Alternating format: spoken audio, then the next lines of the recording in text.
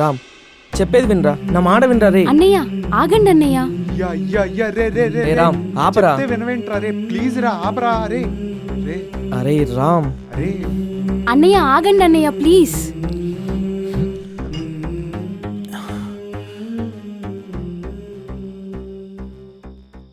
నీ అవ్వ ఆంధ్రాలో మందరు కల్లడిపై ఇక్కడికి వస్తే ఒక్క దెబ్బకి మొత్తం లేపేసావు కదరా కరుణా కొడగా. రే ఏంట్రా ఇది? బాధరా, ఇన్నాళ్ళ నుంచి పెంచుకునే ప్రేమని నాకు ఇష్టం లేదనే ఒక్క మాటతో, ఏంటి ఒక్క మాటతో నా జీవితం మొత్తం చించేసి డస్ట్బిన్లో పడేసినట్టు అనిపించిందిరా. నువ్వు కూడా అదే డస్ట్బిన్లో దూకేయాల్సింది. నాకు ఈ ఫుల్ బాటిల్ అన్న మిగిలేది. రే నోర్మైరా, ఎప్పుడేం మాట్లాడాలో కూడా తెలీదు. మరేంట్రా ఈ లవ్వు గివ్వు నాకు ఇష్టం లేదని తెలిసినా బార్లో పని చేస్తున్న అమ్మాయి కదా, మనోడు వర్కౌట్ అయితే నాకు మందు ఫ్రీగా దొరుకుద్ది అనుకున్నా. ఈ డబ్బా ఈ నాకే అసలు పెట్టాడు. బాధపడద్దన్నయ్య, తనకి మళ్ళీ అర్థమయ్యేలా చెప్పండి. ఈసారి తను ఖచ్చితంగా ఒప్పుకుంటుంది. అవునరా మామ, ఒక అబ్బాయి ఒక అమ్మాయితో ప్రేమలో పడే ముందు ఆ అబ్బాయి తన అందం క్యారెక్టర్ గురించి మాత్రం ఆలోచిస్తే సరిపోతుంది. కానీ అదే అమ్మాయి మనతో ప్రేమ కొప్పుకోవాలంటే ఆ అమ్మాయి జీవితకాలం గురించి ఆలోచించాలి. ఏం కాదు, కొంచెం ఓపిక పట్టు, అన్నీ అవే సర్దుకుంటాయి. ఒరే మీకు అసలు బుర్ర పని చేస్తుందా? ఆడు లవ్ చేసేది ఎవరిని? బార్లో అటెండర్ని. అయితేనా? అయితే ఏంట్రా బాబు, ఈ కాలం అమ్మాయిలు ఒళ్ళంతా కప్పేసుకుని తిరిగేస్తున్నా, ఒంటరిగా ఒక్క తాగుబోతు కనబడితే వాళ్ళు జుర్రేస్తున్నారు. అట్లాంటిది అంతమంది తాగుబోతుల మధ్య పనిచేస్తుందంటే అర్థం చేసుకోవచ్చు అది అలాంటిదో. దానికోసం బాధపడ్డవేంట్రా? రేయ్ ఆగరా. అయినా తను ఏ పరిస్థితుల్లో అక్కడ పనిచేయాల్సి వస్తుందో మనకి తెలియదు కదా అన్నయ్య. అవునరా, తన పరిస్థితి ఏంటో తెలియకుండా అలా మాట్లాడడం చాలా తప్పు. హే ఆపండ్రా. బరువు తక్కువ పనులు చేసే ప్రతియోడు పరిస్థితుల ప్రభావం అని చెప్పి ట్యాగ్ వేసుకోవడం పెద్ద ఫ్యాషన్ అయిపోయింది. అయినా పోయి మీలాంటి వాళ్ళు చెప్తున్నాను చూడు, నాది బుద్ధి తక్కువ, అయినా వీళ్ళు అదే బాప్తి కదరా. అన్నయ్య ప్లీజ్ కొంచెం రేయ్. మర్యాదగా మాట్లాడండి. లేకపోతే ఏంట్రా, ఎంతమంది లేచిపోయి వచ్చిన వాళ్ళు చూడలేదు మనం? ఎవడింట్లో బాబు అని ఈడు బాబు తిట్టినని తిట్లు తిడుతున్నాడా? అయినా ఊళ్ళో ఏ గణకార్యం చేసి వచ్చాడో ఏంటో. రే కాస్త నోరు మూస్తావా? ఏంట్రా మూసుకునేది? నిజాలు మాట్లాడడం కూడా తప్పేనా? ఈడంత పరువు తక్కువ పని చేసి ఉంటే ఈడు బాబు అన్నేసి మాట్లాంటాడు. నోర్మి అన్నయ్య. సంధ్య నువ్వు కాసేపు సైలెంట్గా ఉండు. నువ్వు ఉండు రోహిత్. అన్నయ్య నిన్నొక విషయం అడుగుతాను. ఇప్పుడు నువ్వు ఒక అమ్మాయిని ప్రేమిస్తావు, ఆ అమ్మాయితో పెళ్లికి మీ ఇంట్లో ఒప్పుకోకపోతే ఆమెను చేసుకుంటావా లేదా? ఈ లవ్వు గివ్వు మనకు పడదు. ఒక్కవేళ ప్రేమిస్తే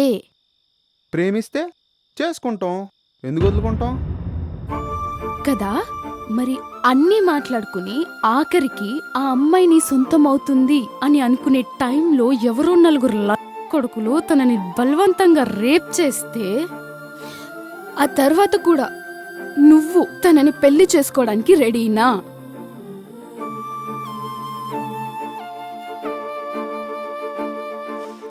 కానీ నీ friend చేసుకున్నాడన్నయ్య.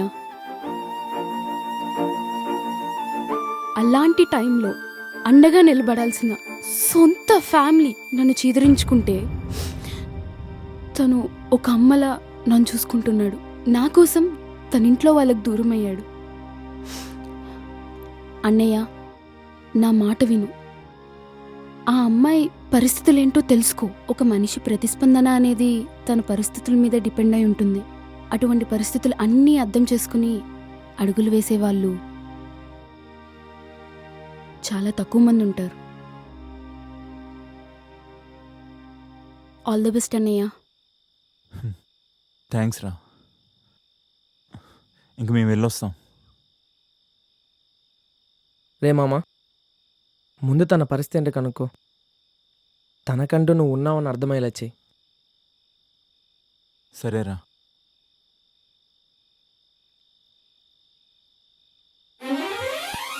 I'm really proud of you రా.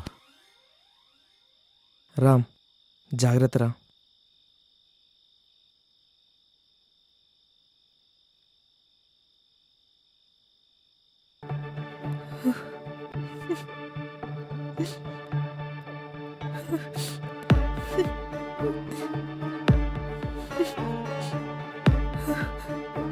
I really hate you. I hate you.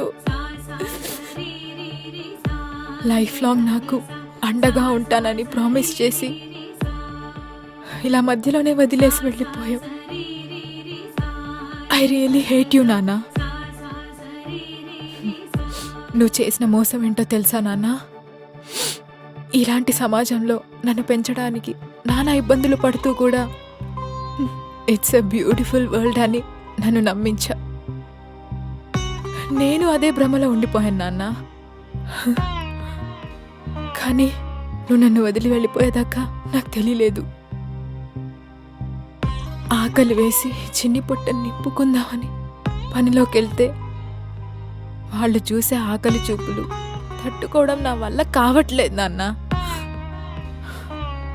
పాపం నాన్న రామ్ నా కోసం పిచ్చోడ్లా తిరిగాడు. చివరికి తనను కూడా వద్దన్నా నాన్న. ఎందుకో తెలుసా నాన్న? తన మీద ప్రేమ లేక కాదు, నా బాధకి వాడికంటే కన్నీరు రావడం నాకు ఇష్టం లేదు. అందుకే నువ్వు నాకొద్దు అని పంపించేశాను. ఆ బార్లో నుంచి, నా లైఫ్లో నుంచి. నీకు నేను ఏడిస్తే నచ్చదని తెలుసు నాన్న, కానీ నా వల్ల కావట్లేదు నాన్న.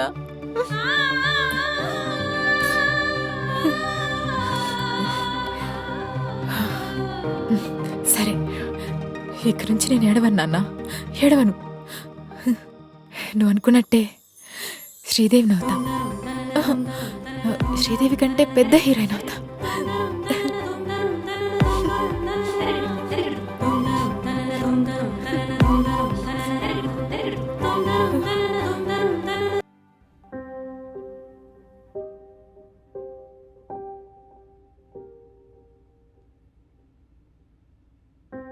ఏంటి టైం అవుతున్నా ఇంకా అలానే కూర్చొనున్నావు?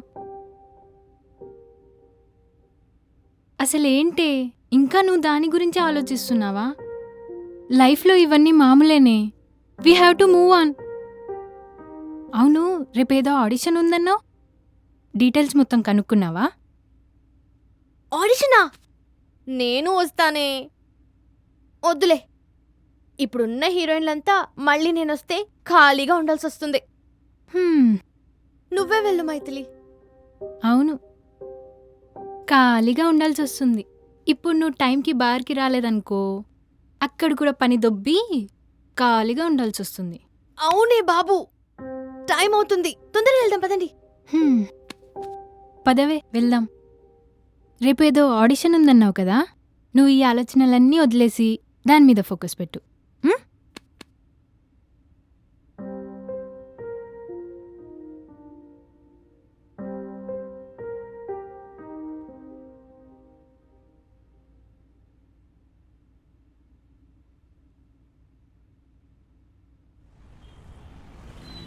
మైథిలి, మైథిలి ప్లీజ్, నేను ఒకసారి చెప్పేది విను.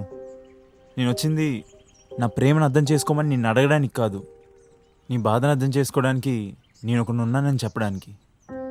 మైథిలి, మైథిలి ప్లీజ్. రామ్, అబ్బా రే, నువ్వేం చెప్పినా వినే పొజిషన్లో లేనురా. ఇక్కడి నుంచి వెళ్ళిపో.